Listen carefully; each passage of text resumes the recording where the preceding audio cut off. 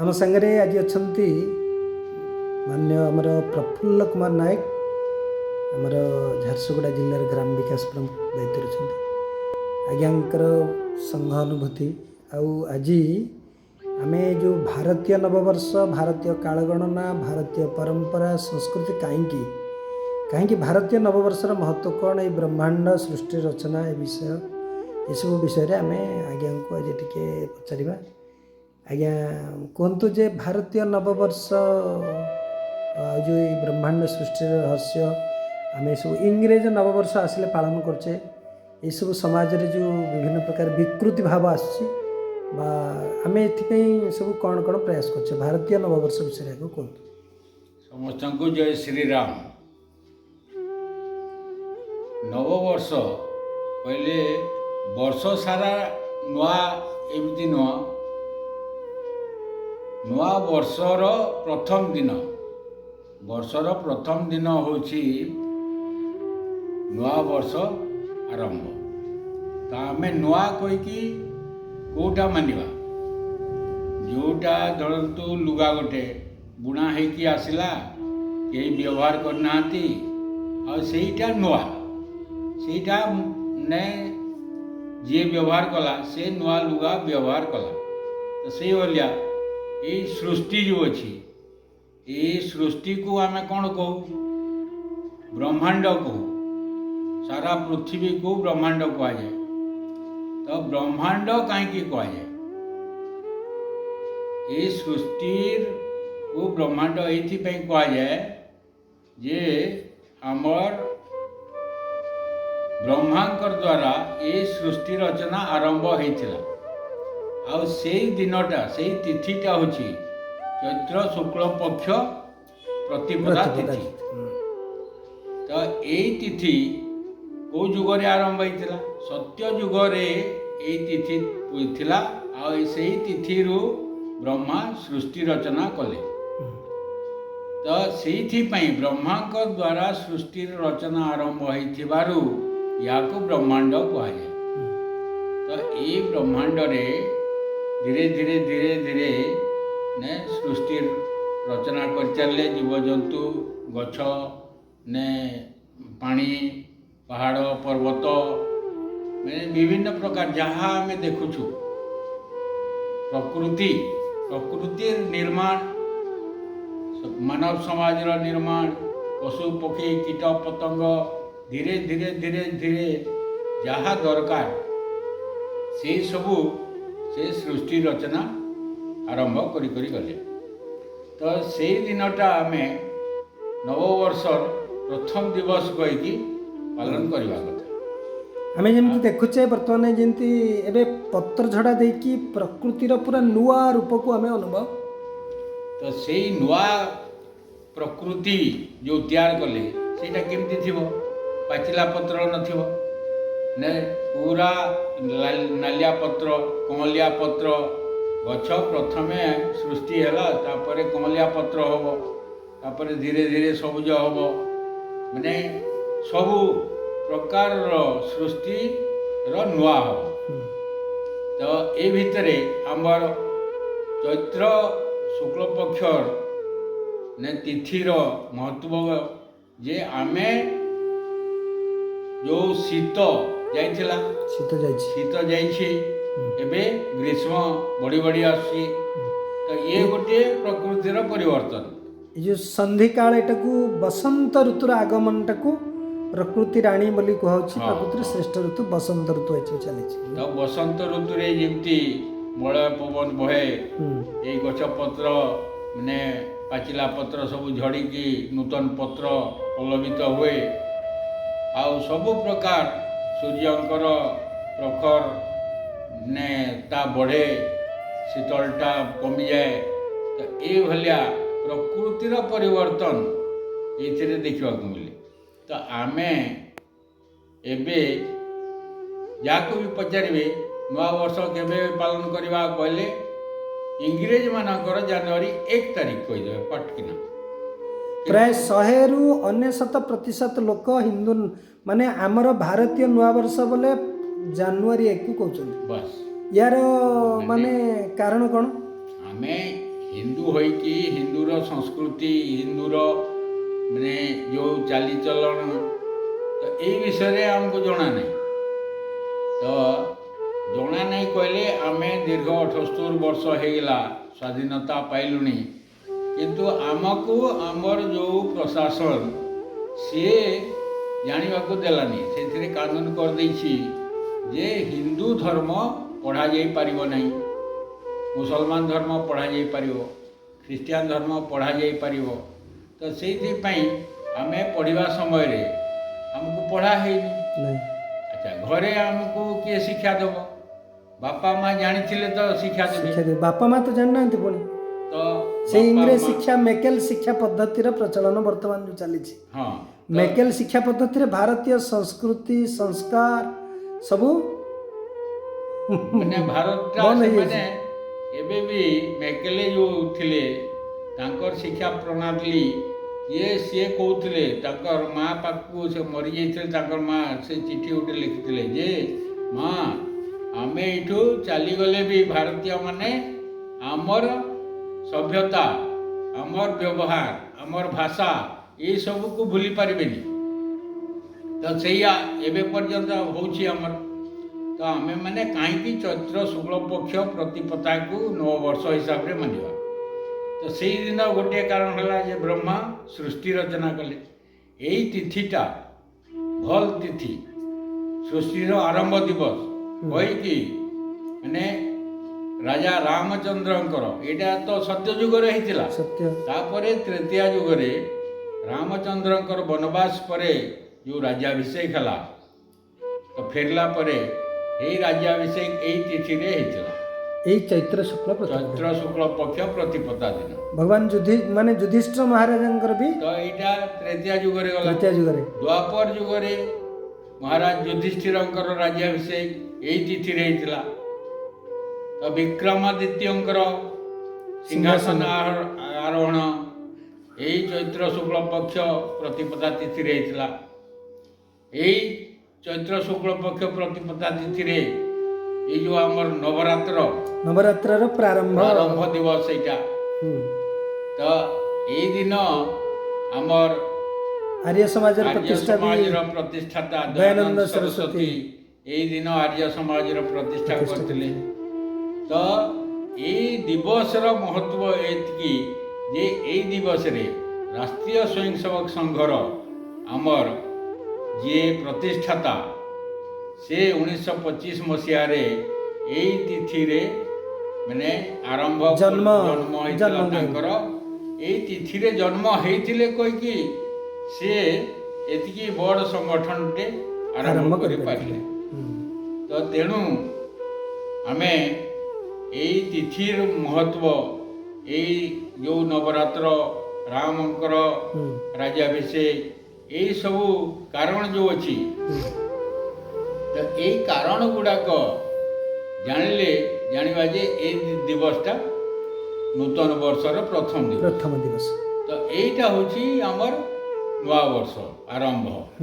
ତ ଏଇ ଦିନଟି ଆମେ ହିନ୍ଦୁମାନଙ୍କର କେମିତି ସବୁ ପାଳନ କରାଯିବ ସଂସ୍କୃତି ବିଷୟରେ ଆମେ ସେ ଦିନଟା କେମିତି କାମ କରିବା ଯେ ଆମେ ମାର୍ଗଶିର ମାସ ଗୁରୁବାର ଦିନ କେମିତି କରୁ ଯେ ଦାଣ୍ଡ ଦ୍ୱାର ପୂର୍ବ ଦିନ ବୁଧବାରଠୁ ଲିପା ପୋଛା କରିକି ରଖିଥାଉ।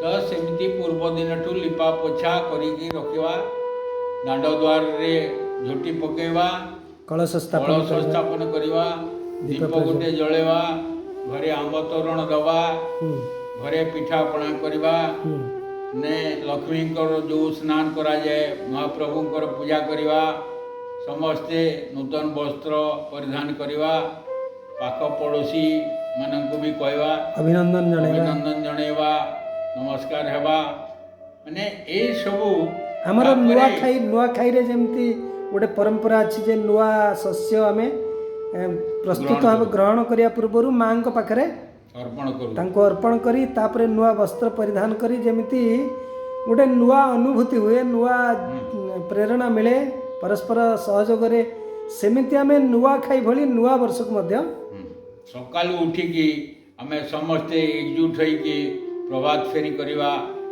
ତ ମଝିରେ ଆଉ କିଛି ପ୍ରବଚନ ରଖିବା, ଗୀତା ପାଠ ହଉ, ଆମ ସଂସ୍କୃତିର ମୁଖ୍ୟ ଆଧାର ହେଲା ଯଜ୍ଞ ଯଜ୍ଞ କରିବା, ତ୍ୟାଗ। ତ ତ୍ୟାଗ ଯେଉଁ ଅଛି ଆମର ଯଜ୍ଞ ପୂଜା ବିଧି କରିକି ସାମୂହିକ ଯଦି ଆମେ ପିଠାପଣା ଦେବା ନେବା କରିବା ପାଖ ପଡ଼ୋଶୀ, ତ ସମସ୍ତେ ଗାଁ ସାରା ମିଶିକି ପଡ଼ା ସାରା ମିଶିକି ଭୋଜି ଭାତ ଗୋଟେ ନିରାମିଷ ଭୋଜି ଭାତ କରିବା। ଆମର କ୍ଷୀରି ହିନ୍ଦୁ ପୁରୀ ଧର୍ମ ଦବା ସଂସ୍କୃତିରେ କଥା। ମାନେ ନିରାମିଷର ପ୍ରଥା କ'ଣ ପାଇଁ ନା ସମସ୍ତଙ୍କ ଜୀବରେ ଭଗବାନଙ୍କର ନିବାସ। ତ ଆମେ ସେଇଟା ମାନେ ଆମେ କ'ଣ କରୁଛୁ, ନାଇଁ ଆମେ ଭଗବାନଙ୍କୁ ପୂଜା କରୁଛୁ, ଧୂପ ଦେଉଛୁ, ଦୀପ ଦେଉଛୁ, କିନ୍ତୁ ଆମେ ପେଟ ଭିତରେ ମାନେ ଆମିଷ ଭକ୍ଷଣ କରିକି ରହୁଛୁ। ତ ସେଇ ସବୁ ହେବା କଥା ନୁହଁ। ନୁହେଁ। ତ ଆମେ ନିରାମିଷ ଭୋଜି କରିବା, ସମସ୍ତଙ୍କୁ ଜଣେଇବା, ସମସ୍ତେ ମିଳିମିଶିକି ନାଚ ଗୀତ ନେ ଉତ୍ସବ ଭଳିଆ କରିବା।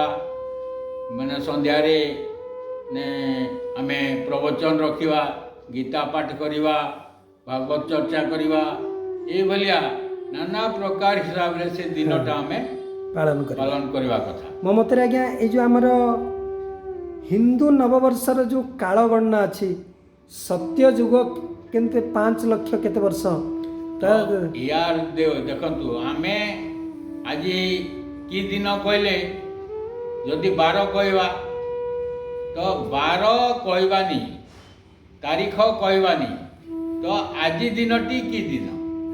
ଆଜି ଦିନଟି ହେଉଛି ଚୈତ୍ର ମାସର କୃଷ୍ଣ ପକ୍ଷ ଅଷ୍ଟମୀ।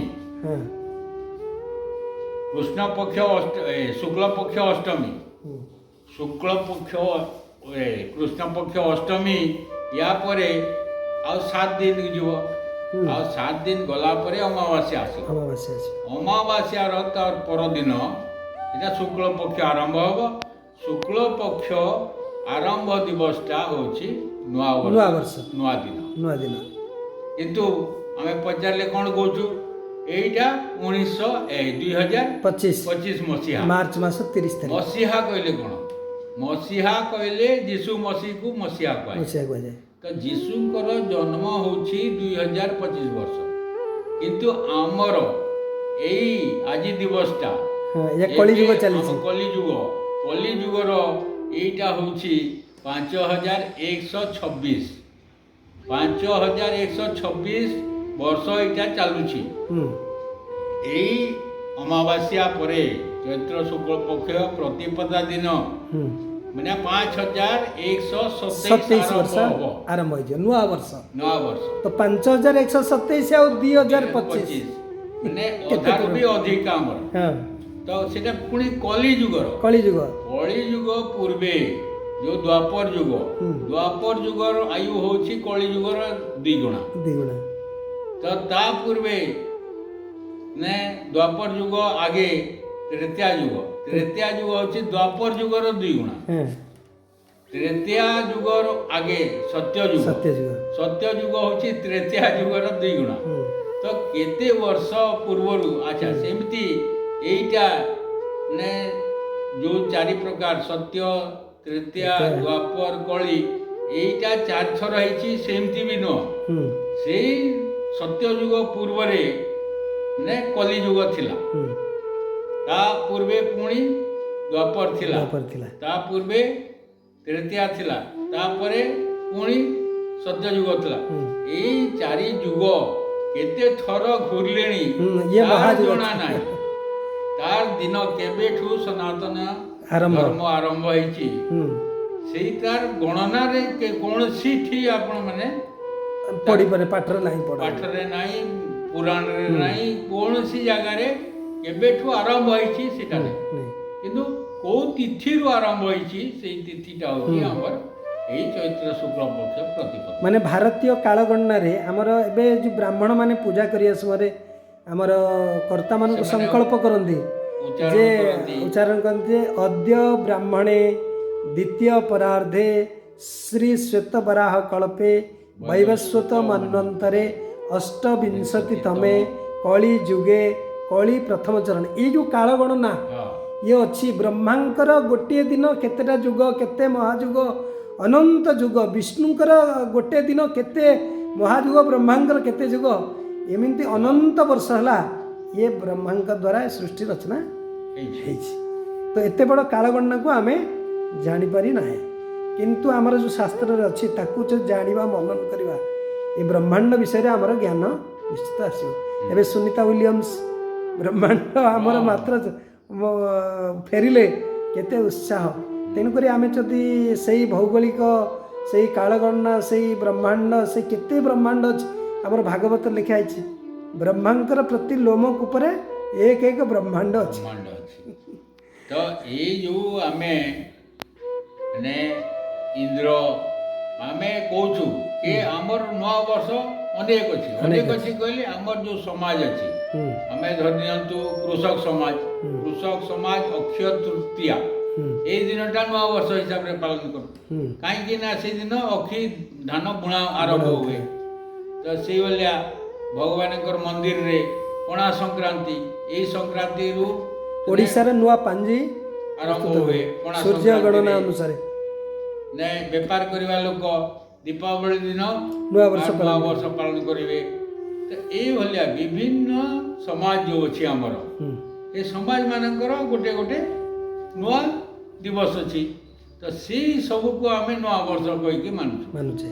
ତ ଦିବସ ହିସାବରେ ପ୍ରକୃତିରେ ଆମର ଆରମ୍ଭ ଦିବସ ସୃଷ୍ଟିର ରଚନା ହେଇଛି କଲି ଯୁଗାବ୍ଦ ନାଇଁ, ଏଇ ସୃଷ୍ଟିର ଯୁଗରେ ଚୈତ୍ର ମାସର ଶୁକ୍ଳ ପକ୍ଷ ପ୍ରତିପଦା ଦିନ ଆମର ଯେଉଁ ନକ୍ଷତ୍ର ମାନଙ୍କୁ ପ୍ରବେଶ କଲେ ଆମର ନକ୍ଷତ୍ର ହେଉଛି ସେଇ ମାସ ଅନୁସାରେ ପଡ଼ୁଛି।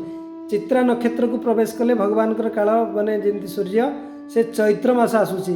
ଆଉ ଗୋଟେ କଥା, ଆମେ ଯେଉଁ ଜାନୁଆରୀ ଫେବୃଆରୀ ମାର୍ଚ୍ଚ ଏପ୍ରିଲ କହୁଛୁ, ଏଇ ସବୁ ଗଣନା ଏମାନଙ୍କର କୌଣସି ଚିନ୍ତା ନାହିଁ। ବର୍ଷରେ କେତେ ମାସ କ'ଣ, ପ୍ରଥମେ ଏଇ ଗ୍ରେଗୋରିଆନ କ୍ୟାଲେଣ୍ଡର ଯେଉଁଟା ଇଂରେଜ ମାନଙ୍କର ଏଇ ଜାନୁଆରୀ ଫେବୃଆରୀ ଏଇଟା 10 ମାସରେ ଥିଲା।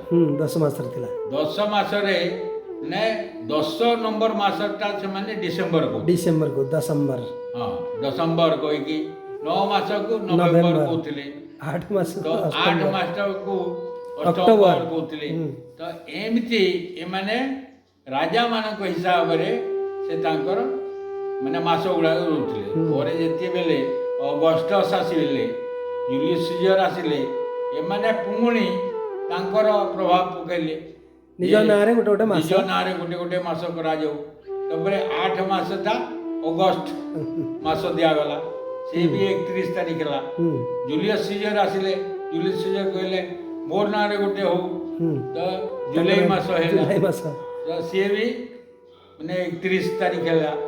ତ ଏମିତି ଆମକୁ ଭଣ୍ଡେଇକି ଏବେ ତାଙ୍କର ଡିସେମ୍ବର ମାସ 12 ନମ୍ବର ମାସକୁ 10 ମାସ ନାଁରେ ନାମିତ ହେଇଛି। ହଁ ଡିସେମ୍ବର କହୁଛନ୍ତି। ତ ଏଇ ସବୁ ଆମେ ସ୍ୱାଧୀନ ହେବାର 78 ବର୍ଷ ହେଇଗଲେ ମଧ୍ୟ ଆମର ମାନେ ସ୍ମୃତିରୁ ଯାଇନି ଯେ ଇଂରେଜ ମାନଙ୍କର କ'ଣ ଆଉ ଭାରତୀୟ ଆମେ କ'ଣ, ହିନ୍ଦୁ ମାନଙ୍କର କ'ଣ, ସନାତନ ଧର୍ମର କ'ଣ, ଏଇସବୁ ଜାଣିବା କଥା ଆମେମାନେ। ଆଉ ଜାଣିକି ଆମେ ତାଙ୍କର ସଭ୍ୟତା ଛାଡ଼ିବା କଥା। ଆଉ ଦେଖନ୍ତୁ ସେମାନଙ୍କର ପରିବାର ନାହାନ୍ତି, କିଏ କେତେ ଦିନ ପାଇଁ ବାହା ହେଲା ସେ ଅଛି, ତାର ପରିବାର ନାହିଁ, ତାର ସମାଜ ନାହିଁ, ତାର ମାନେ ଦେଶ ନାହିଁ। ମାନେ ଯେଉଁଠି ରହିଲେ ସେଇଠି ସେ ମାନେ କିଛି ଦିନ ପାଇଁ କଣ୍ଟ୍ରାକ୍ଟ ମ୍ୟାରେଜ କରିଦେଲେ, ଆଉ ସେ କଣ୍ଟ୍ରାକ୍ଟ ସରିଲେ ସେମାନେ ଅଲଗା ଛୁଆ ଜନ୍ମ କଲେ ନେଇକି ଛାଡ଼ିଦେଲେ। ଛୁଆ ଜନ୍ମ କଲେ ଆଉ ଛୁଆ ତାର ରାସ୍ତାରେ, ଆଉ ମା ତାର ରାସ୍ତାରେ, ବାପା ତାର ରାସ୍ତାରେ, ଆଉ ମାଆକୁ ବୁଢ଼ୀ ହେଲେ ନେଇକି ଛାଡ଼ିଦେଲେ, ମଦର୍ସ ଡେ ପାଳନ କଲେ। ସେ ପୁଣି ଆଉ ଗୋଟେ କାହାକୁ ବାହା ହେଲା।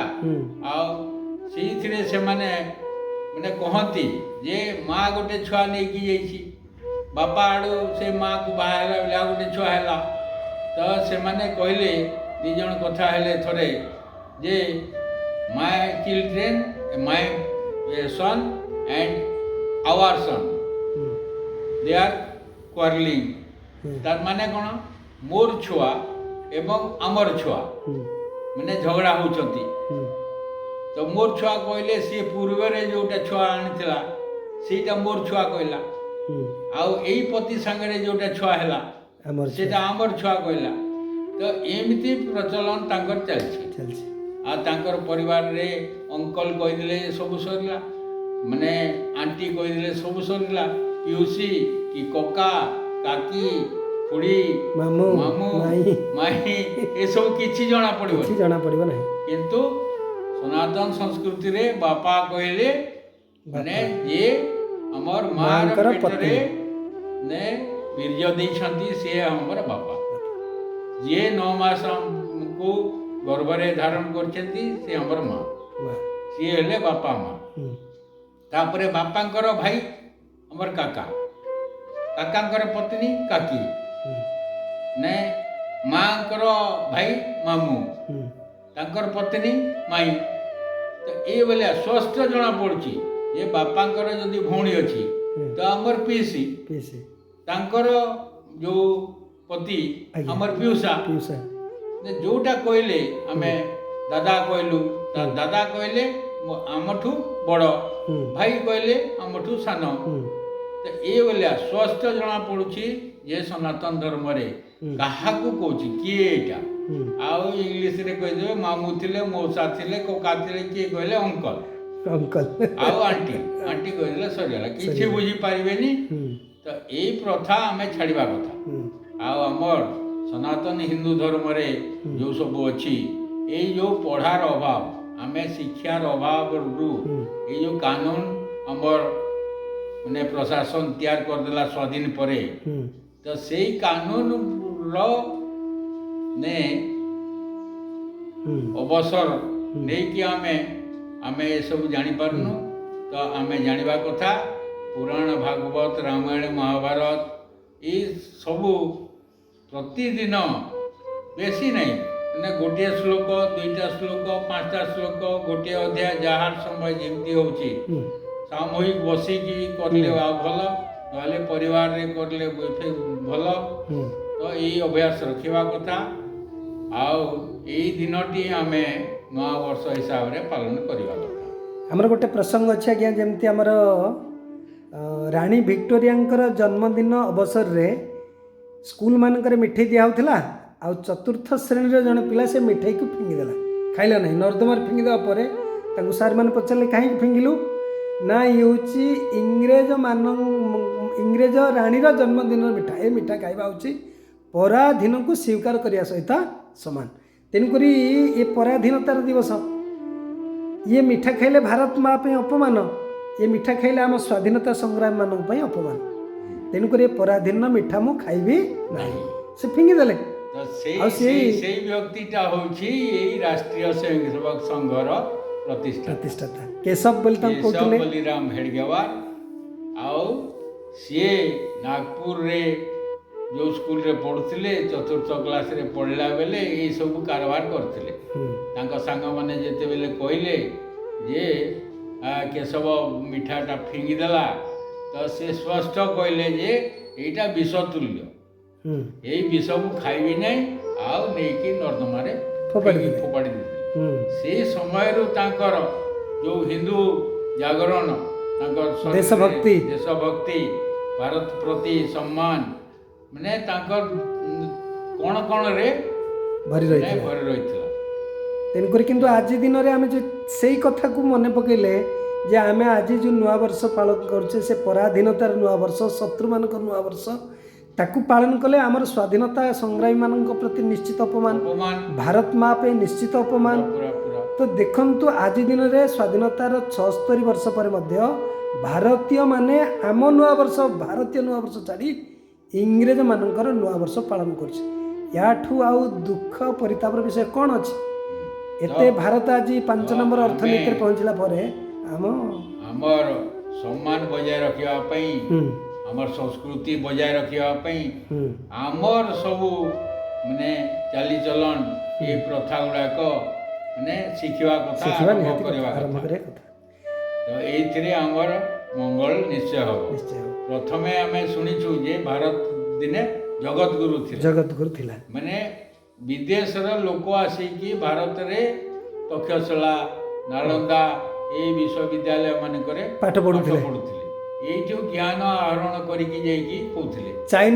ଚାଇନାରୁ ଆସିଥିଲେ ହୁଏନ୍ ସା, ହଁ ବୁଲିବା ପାଇଁ ଭାରତ କେମିତିଆ ଦେଶ ହାୟାନ ଆସିଥିଲେ ହାଇଆନ ଆସିଥିଲେ। ତ ଚମେ ବିଫା ହହୁ କହିକି ଯୋଉ ଅଛି ଗୋଟେ ଯେ ଚନ୍ଦ୍ରଗୁପ୍ତ ରାଜାଙ୍କ ସମୟରେ ମେଗାସ୍ଥେନିସ୍ ଆସିଥିଲେ, ହୁଁ ବିକ୍ରମାଦିତ୍ୟ ସମୟରେ ହାୟାନ ଆସିଥିଲେ, ହୁଁ ହୁଏନ୍ ହର୍ଷବର୍ଦ୍ଧନଙ୍କ ସମୟରେ ହୁଏନ୍ସା ଆସିଥିଲେ। ଏଇସବୁ ବିଦେଶର ମାନେ ଜ୍ଞାନୀ ମାନେ ଆସିକି ଭାରତରୁ ଶିକ୍ଷା ଲାଭ କରିକି ଯାଇକି ତାଙ୍କ ଦେଶରେ ପ୍ରଚଳନ କରିଥିଲେ, କରୁଥିଲେ। ପ୍ରଚାର କରୁଥିଲେ। ତ ଆମେ ସେଇ ଆମର ଭାରତୀୟ ପଦ୍ଧତି, ଭାରତୀୟ ସଂସ୍କୃତି, ଭାରତକୁ ପୁଣି ଜଗତଗୁରୁ କରିବା ପାଇଁ ହୁଁ ମାନେ ଏଇସବୁ ଆରମ୍ଭ କରିବା କଥା। ଆଉ ଏଇ ମାନେ ଜଗତଗୁରୁ ଆରମ୍ଭ ହେବାର ମାନେ ପ୍ରକ୍ରିୟା ଏବେ ଆରମ୍ଭ ହେଇଯାଇଛି। ହେଇଯାଇଛି ସେଇଟା ହେଉଛି ଆନ୍ତରାଷ୍ଟ୍ରୀୟ ଯୋଗ ଦିବସ। ଯୋଗ ଦିବସ। ସାରା ବିଶ୍ୱ ଆମ ସାରା ଯୋଗକୁ ତିଆରି ବିଶ୍ୱ କରୁଛି। ସେଇ ଜୁନ 21 ତାରିଖକୁ ମାନିନେଲା ଯେ ଆନ୍ତରାଷ୍ଟ୍ରୀୟ ଯୋଗ ଦିବସ କହିକି 200 ଦେଶ ସବୁଠୁ ଶୀଘ୍ର ସମ୍ମତି ଦେଲେ। ସମର୍ଥନ କଲେ। ମାନେ ଇଏ ଭାରତର ଗୋଟେ ବିଜୟ, ଭାରତ ବିଶ୍ୱଗୁରୁର ମାନେ ଆରମ୍ଭ ହେଇଛି। ଦିବସ ହେଇଛି ହୁଁ ଏଇ ଜୁନ 21ଟା ବିଶ୍ୱ ଥିଲା, ପୁଣି ଆଉଥରେ ହବାକୁ ଯାଉଛି। ଯାଉଛି। ତେଣୁକରି ଆମେ ଯେଉଁମାନେ ସମସ୍ତେ ଅଛେ ସହଯୋଗ କରିବା, ହୁଁ ସମସ୍ତେ ସେଥିରେ ଭାଗିଦାର ହେବା, ସମସ୍ତେ ଯଦି ମାନେ ହିନ୍ଦୁ ସଂସ୍କୃତି ଉପରେ ଚାଲିବା ହେଲେ ବିଦେଶ ମଧ୍ୟ ଆମ ପାଖରେ ମୁଣ୍ଡ ନୁହେଁ। ମୁଣ୍ଡେ ନୁହେଁବ। ଆମର ଗୋଟେ ପ୍ରସଙ୍ଗ ଆଜ୍ଞା ଅଛି, ସେ କହୁଥିଲେ ଯେ ଆମେ ଯଦି ବିଦେଶକୁ ଅନୁକରଣ କରିବା ଭାରତର ଅବସ୍ଥା କ'ଣ ହେବ। ସେ ପ୍ରସଙ୍ଗରେ କହିଲେ ଯେ ଜଣେ ଦୁଇ ଜଣ କାଠୁରିଆ କାଠ କାଟୁଥିଲେ, ବଡ଼ ଗୋଲ କାଠଟାକୁ ଚାରିପଟ ଗୋଟେ କାଠଟାକୁ କାଠ କାଟୁଥିଲେ। ଦ୍ୱିପହରେ ତାକୁ ଟିକେ ବିଶ୍ରାମ ନେବା ପାଇଁ ସେ ଗଛ ମୂଳରେ ଶୋଇଥିଲେ। ଆଉ ସେ କରତଟାକୁ କାଠ ଭିତରେ ରଖିଦେଇକି ଗୋଟେ କିଳା ପୋତି ଦେଇଥିଲେ। ସେ ଗଛ ଉପରୁ ମାଙ୍କଡ଼ ଆସିକି ସେ କାଠ ଉପରେ ବସିକି ସେ କିଳାକୁ ହଲେଇ ହଲେଇ ଯେତେବେଳେ କିଳାଟି ବାହାରିଗଲା, ତାର ଲାଞ୍ଜଟା ସେ କାଠ ଭିତରେ ରହିଗଲା, ଆଉ ଲାଞ୍ଜଟା ପୁରା କଟିକି ଛିଡ଼ିଗଲା। ଫଳରେ ମାଙ୍କଡ଼ ଆଉ ଏଇ ଡାଳରୁ ସେଇ ଡାଳ ଡେଇଁବା ପାଇଁ ଯେଉଁ ସନ୍ତୁଳନ ଆବଶ୍ୟକ ବିନା ଲାଞ୍ଜରେ ଆଉ ହୋଇପାରିବନି। ତେଣୁକରି ଲାଞ୍ଜ ବିହୀନ ମାଙ୍କଡ଼ ଯେମିତି ତାର ବଳହୀନ ମାଙ୍କଡ଼ ହେଇଯିବ, ସନ୍ତୁଳନ ବିହୀନ ହେଇଯିବ, ଆଉ ତାର ସବୁ କାମକୁ ଠିକରେ କରିପାରିବ, ସେମିତି ଭାରତୀୟ ସଂସ୍କୃତି ଆଜି ଲାଞ୍ଜ ବିହୀନ ଅସନ୍ତୁଳନ ହେଇଯାଇଛି। ତେଣୁ ଏହାକୁ ସଜାଡ଼ିବା ପାଇଁ ଆମେ ନିଶ୍ଚିତ ସମସ୍ତେ ମାନେ ଆଗଭର ହେବା କଥା, ଆଉ ପାଖ ପଡ଼ୋଶୀ ମାନଙ୍କୁ ବୁଝେଇବା କଥା ଯେ ଆମର ନୂଆ ବର୍ଷ ଏଇଟା, ଏଇ ଦିନଟା ପାଳନ କରିବା। ଏଇଭଳିଆ ଆମେ 12 ମାସରେ 13 ପର୍ବ ଯେମିତି ପାଳନ କରୁଛୁ ସେସବୁ ପାଳନ କରିବା କଥା। ଆମର କାଳଗଣନାକୁ ଜାଣିବା କଥା। ଆମର କାଳଗଣନାର ଯେମିତି ସୂକ୍ଷ୍ମ ଅଙ୍ଗ ହେଲା ଅଣୁ। ଏକ ଅଣୁ ମାନେ 3 ଅଣୁରେ ଏକ ପରମାଣୁ, 3 ପରମାଣୁ 3 ରେଣୁ, ମାନେ ଲିତା ବିଲିତା ପଲକ ମୁହୂର୍ତ୍ତ ସପ୍ତାହ ପକ୍ଷରୁ ମାସରୁ ପୁଣି 2ଟା ମାସକୁ ନେଇକି ଗୋଟେ ଋତୁ, ଗୋଟେ 6ଟା ଋତୁକୁ ନେଇକି ଗୋଟେ ଅୟନ, ଏମିତି କେତେଟା ଅୟନକୁ ନେଇକି 2ଟା ଅୟନକୁ ନେଇକି ଗୋଟେ ବର୍ଷ, କେତେ ବର୍ଷକୁ ନେଇକି ଆମର ଭାରତ ବର୍ଷରେ ହିଁ 6ଟା ଋତୁ ଆମେ ଅନୁଭବ କରୁଛୁ। ଅନ୍ୟ ଦେଶ ମାନଙ୍କରେ 6ଟା ଋତୁ ବି ସେମାନେ ଅନୁଭବ କରନ୍ତି ନାହିଁ। ତେଣୁ ଆପଣମାନେ ସମସ୍ତେ ଜାଗୃତ ହେବା କଥା, ଆଉ ଏଇ ସନାତନ ସଂସ୍କୃତି ପ୍ରଚାର ପ୍ରସାର କରିବା କଥା, ନିଜ ପରିବାରରେ ବୁଝେଇବା କଥା, ଛୁଆ ପିଲାମାନଙ୍କୁ ପଢ଼େଇବା କଥା, ବୁଝେଇବା କଥା। ଆମର ଯେମିତି ଆଜ୍ଞା ଆମେ ପାଳନ କଲେ ଆମକୁ ଅନୁକରଣ କରିବା ଆମର ଛୋଟମାନେ। ତେଣୁକରି ଆଗାମୀ ଯେଉଁ ପିଢ଼ି, ଆମର ନୂଆ ପିଢ଼ି ଭାରତକୁ ଆଗକୁ ବଢ଼େଇବେ, ସେମାନେ ଏଇଟାକୁ ନିଶ୍ଚିତ ରୂପେ ପାଳନ କରିବା କଥା, ଇଂରେଜ ନବବର୍ଷକୁ ବୁଲିଯିବା କଥା। ତେଣୁକରି ଏଇଥିରେ କରଣୀୟ କାର୍ଯ୍ୟ ଯେଉଁ କହିଲି, ପିଠାପଣା ଇଏ ସିଏ ଆମେ କରିବା, ମାନେ ଅଡ଼ୋଶ ପଡ଼ୋଶକୁ ବାଣ୍ଟିବା, ତାପରେ ଗୈରିକ ଝଣ୍ଡା ଗୋଟେ ଘର ଉପରେ ଲଗେଇବା। ଗୈରିକ ଝଣ୍ଡା ଲଗାଇବା ଦ୍ୱାରା ତାର ପ୍ରଭାବ ବି ମାନେ ଘର ଉପରେ ପଡ଼ିବ। ତ ଏସବୁ ଆମେ ପାଳନ କରିବା କଥା। ଠିକ୍, ବହୁତ ବହୁତ ଧନ୍ୟବାଦ ଆପଣଙ୍କୁ ଆଜ୍ଞା। ଆଉ ବହୁତ କଥା ଆପଣ ଜଣାଇଲେ। ଆଉ ଆଗକୁ ଆମର ଭାରତୀୟ ସଂସ୍କୃତି, ଭାରତୀୟ ପରମ୍ପରା, ପରିବାର ବ୍ୟବସ୍ଥା, ଆଉ ଯୋଗ ପ୍ରାଣାୟାମ ଆୟୁର୍ବେଦ ଏତେ ଧରୋହର, ୟାକୁ ଏବେ ବର୍ତ୍ତମାନ ରିସର୍ଚ୍ଚ ଚାଲିଛି। ଯେ ଯୋଗ ଦ୍ୱାରା ମଧ୍ୟ ମାନେ କ୍ୟାନ୍ସର ଭଳି ରୋଗର ସମାଧାନ ଅଛି। ଉପବାସ ଚିକିତ୍ସା ଦ୍ୱାରା କ୍ୟାନ୍ସର ରୋଗ ଭଲ ହେଉଛି। ୟା ଉପରେ ଭାରତୀୟ ସଂସ୍କୃତି ବେଦର ଗୋଟେ ଗୋଟେ ମନ୍ତ୍ର ଦ୍ୱାରା ଏତେ ବଡ଼ ବଡ଼ ଗଣିତର ସମାଧାନ ହେଇପାରୁଛି। ତେଣୁକରି ଆମର ସଂସ୍କୃତିକୁ ଆମେ ପୁଣି ଆଉ ଥରେ ଜୟ ଶ୍ରୀ ରାମ। ଶ୍ରୀରାମ।